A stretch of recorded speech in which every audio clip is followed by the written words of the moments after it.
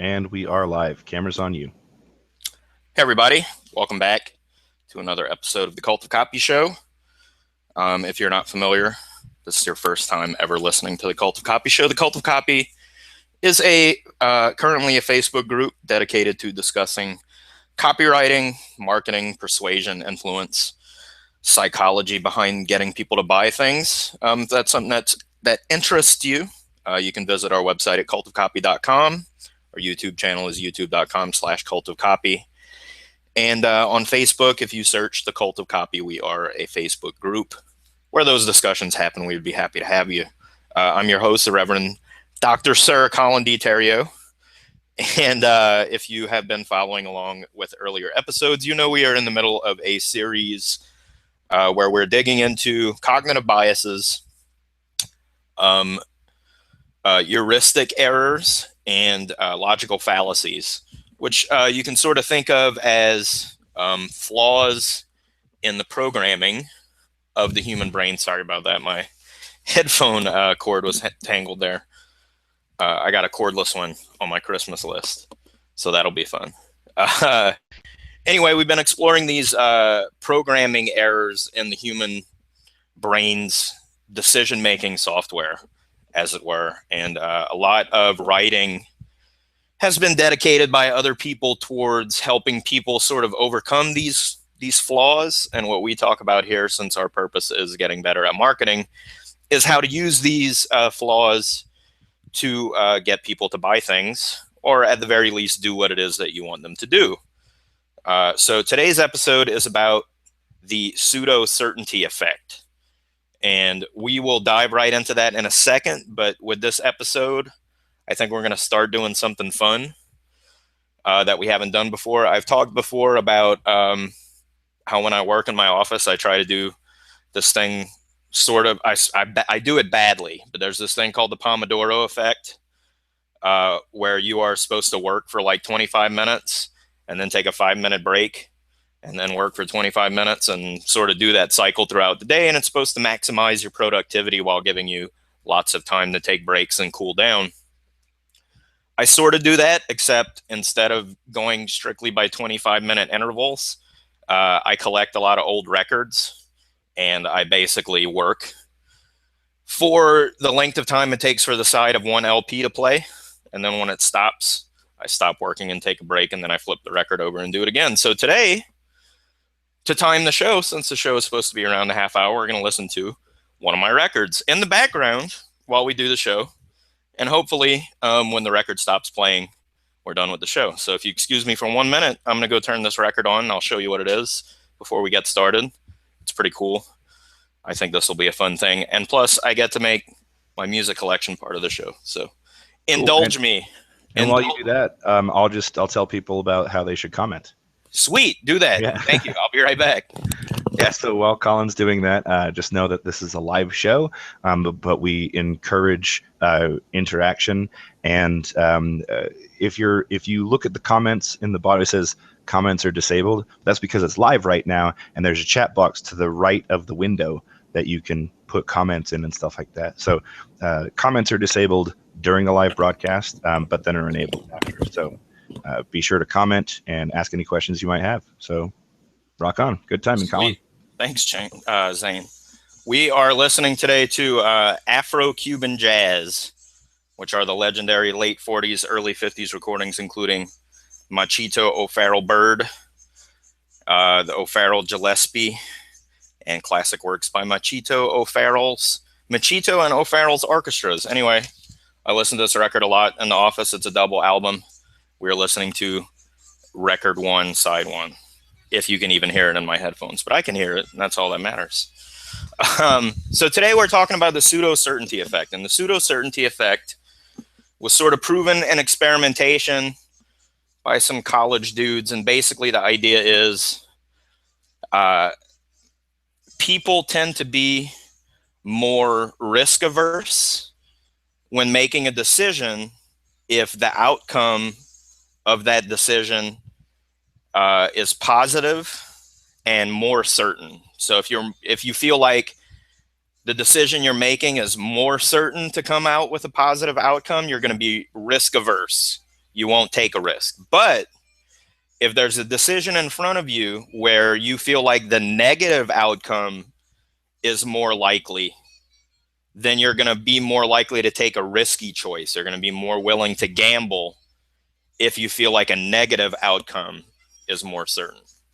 So this is a principle copywriters have known about for a long time, because I've heard it said as advice many times that people are more likely to want to flee from a negative than move towards a positive. They'll want to avoid pain more than they want to receive pleasure. So if you're selling things, the general advice has long been what you want to do is use both, but lead off with the negative. Tell people the negative, bad things they're going to avoid or that are going to be inevitable if they don't buy. And then, you know, you can sort of follow that up with, oh, and also you get all these positive benefits. And usually that is the way most sales messages are put together. But we're going to dig a little bit deeper into that to talk about how you can use the pseudo-certainty effect in your own marketing. So, the thing to think about when you want to use the pseudo-certainty effect in your marketing is that, like we said, it has to do with people's willingness to take a risk or not, right? And from your buyer's point of view, buying is always a risk, right? If they don't know you, they don't know if any of the promises that you're making about your product or your offer are going to come true. They don't have any experience with whether they can trust you. They don't know if your product's going to work the way that you say it will. So anytime you're putting down money in exchange for something that you think is going to solve your problem, it feels like a risk, right? And what we know from the pseudo-certainty effect is the situations where people feel like they want to be risk averse and the situations where they are more willing to take a risk. So since we know that they view buying in general as a risk, whether they consciously think of it that way or not, we can use the pseudo-certainty effect to frame our argument in a way that will drive their behavior and make them more willing to take that risk. So using what we talked about just a minute ago about how people are more willing to run away from a negative outcome, from a pain point, than they're willing to run towards something pleasurable or positive, let's leverage that. So there's two ways that I know of that you can sort of use this negativity to push people toward a decision that you want them to make, namely buying your thing. The first one is you want to use the negatives of now. And the second one is you want to use, I called it the festering future. So let's talk about making the negatives of now work for you. So when you have a product, presumably it is the solution to a particular problem. Your prospect has this problem and you want to sell them your product so that they can solve it. So what you want to do is detail that problem as best you can. Talk about its symptoms, how it affects them personally, where it occurs. You want to get a full scope of what it's like to have that problem so that you can show the prospect that you understand what it's like to be them when they have that problem. The next step you want to do is the pain points, which is when and where in their life do they directly experience the consequences of having this problem. What they are is going to differ wildly depending on what you sell, but when is it do they feel the pain that makes them need this product? Remind them of that and give them sort of maybe more places to think about it than they did before they met you. Also, you want to think about what I call ripples. And I talk about this in the sales letter template that we did a training on in the Cult of Copy way back when. The ripples are sort of, if you have a problem in your life, think of it as like a rock hitting a pond and then those ripples expand from the surface. So not only do you immediately experience this pain, but there are other parts of your life where the effect of this problem on you sort of has a negative consequence elsewhere. So to give you an example, say you sell like some kind of fitness training that helps people lose weight. So your prospect are people who are overweight. Well, there's immediate pain points that they have with being overweight, you know, finding clothes that fit, being unhealthy, not being active enough to, get around and do the things that you want, right? Those would be immediate pain points. But when we're talking about ripples, it would have to do with how does it affect your relationships with significant others, with family members, with coworkers? How does it affect, your station in life, your work? These would be the ripple effects, right? Now, in addition to ripple effects, another thing you can think about is what I call dominoes. Now, dominoes are when you can put together a chain of negative consequences and create this sort of, I guess you would call it a slippery slope, which is a fallacious kind of argument that we may talk about in a future episode. But you want to stack up these negative consequences to be in sequence so that you can say, to use our weight loss example, you can say, if you're overweight, that can cause health problems, which means that your health is at risk. You're not as active. You can't work as much as you want to.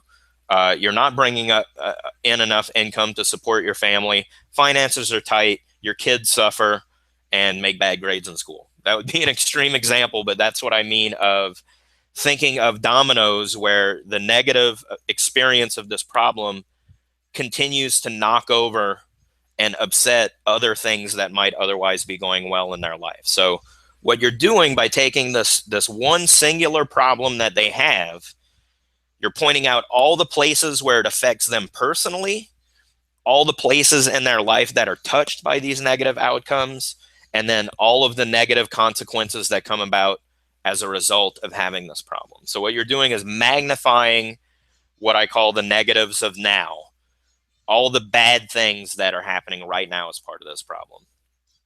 As ties to the pseudo-certainty effect, you can see why pointing out all these negatives that have to do with the problem make a negative outcome certain if they don't do something, and what you're offering to them is to do something by buying your product that will help them. So the second aspect that I know of that we can talk about is what I call the festering future. So in addition to making the present experience of having that problem very unpleasant and undesirable, what you can do is take the future and help them project these consequences. Now, dominoes kind of touches on that a little bit, but we're still talking about their present life. What you do when you want to sort of make the future negative or at least uncertain is you can start with regret, right? So imagine yourself 10 years from now and you did not make a decision that led to you changing this problematic part of your life.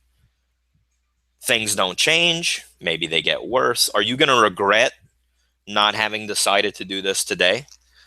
I read somewhere once that of all of the things people say that they wish they had done differently, like on their deathbed. I mean, I don't know how true or, factual this is, but one of the things everyone says is that people have regret. It's like the number one negative feeling people have when they get to the end of their life. And people sort of fear that, and you can work with that. Everyone knows what regret is like. Everyone has a measure of regret in their own life. I think that's a strong enough thing that people are going to want to avoid. So you can use that, regret. Are you going to regret your decision today if you don't decide to pick up this solution? The second negative way that you can paint the future is to talk about continued stagnation. So if the person that you want to buy your product, your prospect, is feeling stuck, feeling stagnant, feeling like they can't move ahead or move forward in their life because of this problem that they have, let them know that that is not going to change if they don't take you up on your offer. You're not going to improve your situation if you do nothing. Do you want to stand here 10 years from now and be in the exact same situation? Again, maybe even worse off if you don't do anything. Do you want to remain stuck and unable to achieve the things that you want out of life? So to go back to our weight loss product example, if you are painting the picture that being overweight is maybe limiting their romance, let's say, then you can point out that, I don't want to seem callous about it, but maybe your future prospects will remain negative if you don't do something about it today, right? You're going to continue to be lonely well into the future if you don't resolve this now. In addition to that, I keep sort of hinting at it, but you can say, okay, is this going to worsen? Meaning, not only are things going to stay the same if you don't do anything, but this might actually develop into something even worse. So if you're just, again, to keep going back to the weight loss, and man, I don't know why I chose that one sort of at random in my head, but I bet it's probably upsetting some people to hear me talk about the buttons that you can push with this, but we'll stick with it because we're committed now. And I promise everyone's going to be in your face offering you weight loss offers very, very soon, being the holiday season and New Year's resolution time being right around the corner. So worsening, if you don't deal with the fact that you're a little bit overweight now because of bad habits, as you get older, it's only going to get worse. You're going to get more overweight and you are going to be less fit, which means you'll be even less able to get rid of the weight that you're packing on because you're not as active and your muscles atrophy and you're eventually going to be one of those big giant blobs like that guy in Blade who's all filling up that room. You know what I'm talking about. If you see that movie Blade, I don't know what made me think of that. I saw Blade very recently. I know what you're talking about. That's awesome. Yeah. So again, that's an extreme example, but you want to talk about how whatever situation they're in, if you sell a financial product, is their financials, are they going to get more broke? Or are they maybe going to end up in debt? Like if you're already broke and you sell a financial product, the stagnation would be you're going to continue to be broke and living check to check. Or if you want to make it worse, then you're going to have to borrow just to make ends meet because you're going to lose more and more. And eventually you're going to be in debt very deeply instead of just being broke. Because being in debt is worse than being broke because you're negative, you're in the red, you owe people money. So that would be an example of taking it out of that weight loss scenario. But hopefully you see what I mean, where when we're talking about taking whatever problem it is that they have and projecting it 5 years, 1 year, 5 years, 10 years in the future, what happens if this problem compounds and gets worse and builds? And then on top of the worsening, we talked about regret. Now, one more factor that you can take from the projected future is to talk about what happens when it's too late, when it's irreversible, when nothing can be done anymore and they're on the fast track to, whether it's, death or, total loss or whatever it is, whatever the absolute worst possible outcome of the situation that they're in.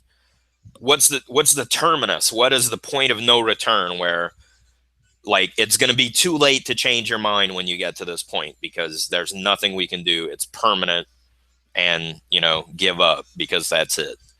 It's again, like a lot of people that listen to me think I'm sometimes a negative or mean person, but it's not that. It's that, again, we're using this negativity to drive someone to what should be, what I recommend, is a good product that will help them change their lives for the better so that all of this negativity that we're talking about is completely reversed when they take that risk of giving you their money to buy your product and then it ends up changing their life. That's what we're going for here. So don't think I'm talking strictly about negativity to bully people into doing what you want. We're kind of talking about that.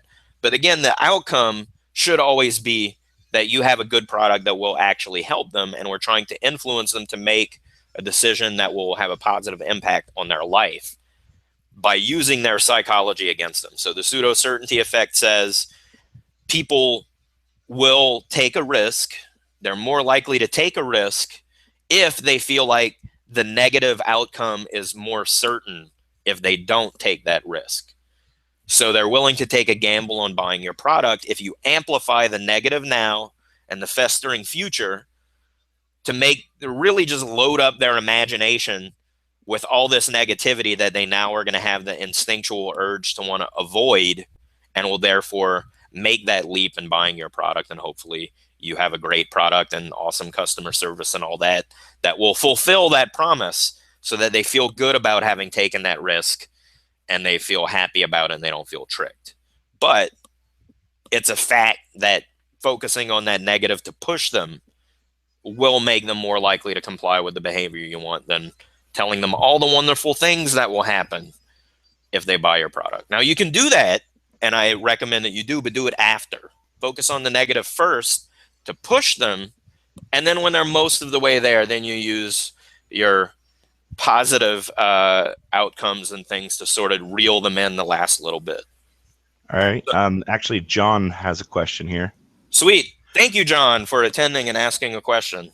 Absolutely. Happy to have you. So he asks, so if you're selling a hidden camera that is aimed at answering questions like, is your baby safe with your nanny, or elderly parents receiving the care that they need, how would you use this?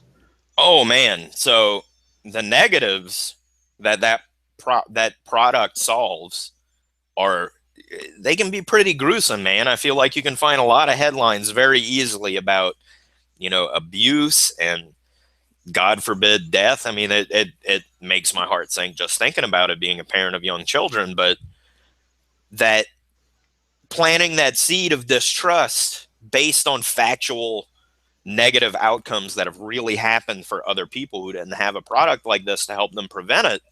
And then I feel like there's been plenty of evidence of abuses being uncovered by a product similar to this that you could tap into and just reference real life events that have led to this. So the negative now is the uncertainty. You don't know. People can, you can run background checks, but people can fake that kind of thing or avoid it. You can run a background check on someone's name, but if they're using a fake name, it's not going to turn up anything. So lots of negative nows that you can do. There's ripple effects to where, your kid, is experiencing this. It can halt their development.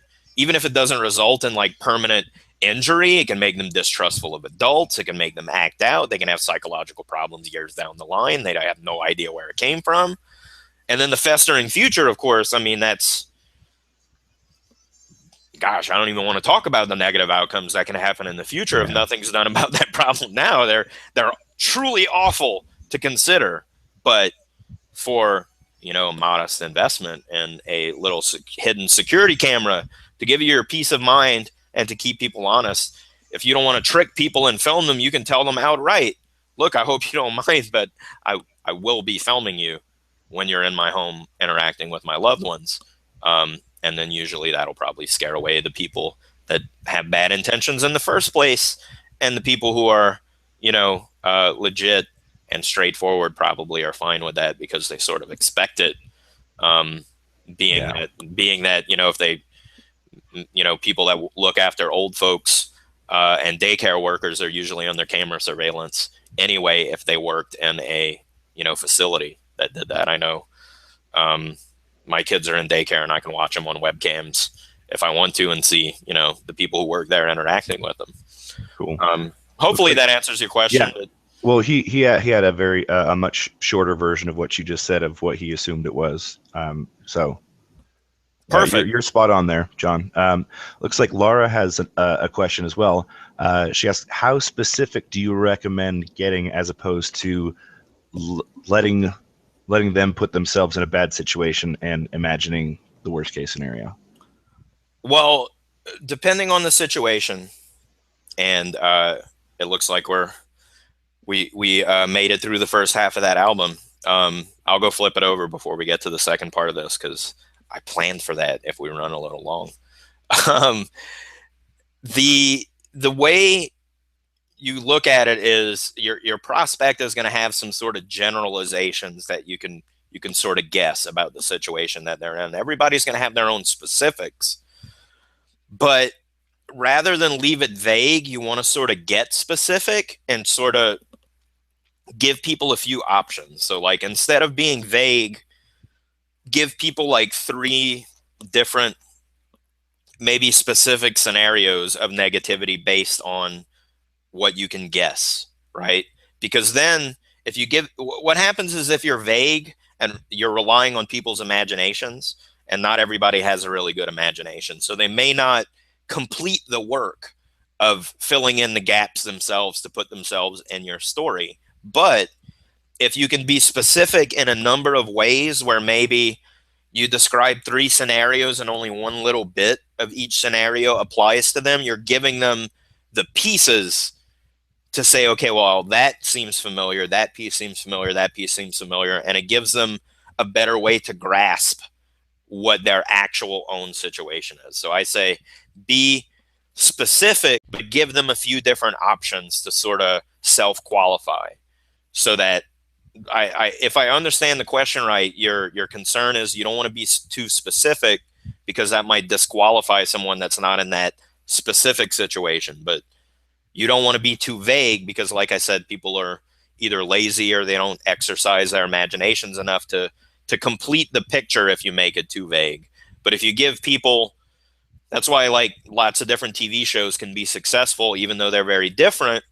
One person watching can sort of connect with these aspects of those characters on this show and those aspects of, you know, the relationships on this other show. They sort of pick and choose the things that are relevant to them, but you got to give them those details in order to put it all together. Does that make sense? Hopefully so. I know you can't answer. Are those all the questions so far, Zane? Let's see. John, it looks like he has a follow-up. So Sweet. would you use something like BuzzSumo to find viral news that would help paint the picture of the bad things that can happen, right?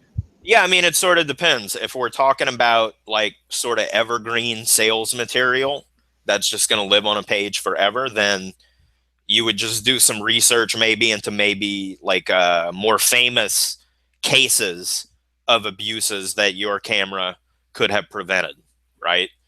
But if you're talking about a sort of stream where you have like a social media presence, an email list of news, something like that, where you have an interactive channel that has to be, you know, constantly have new content, then yes, I would definitely, you know, look for current events and news of things having those situations. Because I mean, I hate to be crass about it, but anytime something terrible happens to a child that was done to them by a person they were given to, you know, to care for that child, that's a potential press release for your product. Anytime there's a case of elder abuse that breaks on the news, same thing. That like there's a reason, there's an opportunity for publicity for your product, even though it seems, you know, horrible to contemplate, and it may seem callous to use such a negative thing as a thing to capitalize on, but your product prevents that from ever happening. So for people who see this in the news and are moved by how horrible it is, you're going to leave them in a better situation if they have that product, because they have the peace of mind and, God forbid, a preventative to keep it from happening at least, you know, more than once. You never know. If you put someone in there and you're secretly filming them, they might get away with it one time. But like I said, you can also proactively tell them and say, look, everything's wired. So, you know, they're not going to do anything bad if they know that they're being watched. So, yeah, like if you have, if you're in a situation in your business where you can capitalize on lots of incoming new stories to continue to hit that button, and you have an audience who's paying attention who hasn't bought yet, then yes, you can do that. If we're just talking about evergreen passive sales material that you want to put together once and then sort of let it run forever, you would want to look at like the classic big cases, so that when you research it, they're like the most famous ones that maybe have like court precedent in the trials. Like, again, God, I hate to be talking about the topic, but I remember like maybe a decade ago or something, it was like a big story about that British baby shaking nanny that was like a huge trial that was all over the news for months and months. And, you know, it like basically caused a huge dent in the au pair industry, where like, you know, foreign, like Europeans would come over here on like work visas to go to school and would work in people's houses as au pairs. Like, people quit doing that because of this one random lady that shook a baby until it died. That was a big, huge, famous case. That would be the kind of thing I would look to reference in permanent sales material. But again, if you have an ongoing channel, you can even start gathering your own statistics and say, you know, this many stories happened this year alone. every one of these could have been prevented if the family had a camera in the house, and they didn't bother getting one until it was too late. As gross as it is, it's a product that will help. And, if the right person has it in the right situation, it could save a life. So you got to ask yourself, like for all the people that feel like this marketing feels kind of sleazy, you got to think of it from that point of view. Like, are you willing to be maybe a little agitating and stirring of negative feelings if it means you might get one person to buy that camera and it will save their kid or their grandparents' life from an abusive caretaker? So you got to weigh those things, but that's why we have this show, because you got to talk about that stuff if you want to be able to use it and help people. Well, I've heard it used a lot in like webinars and stuff like that, where you get a little bit more agitated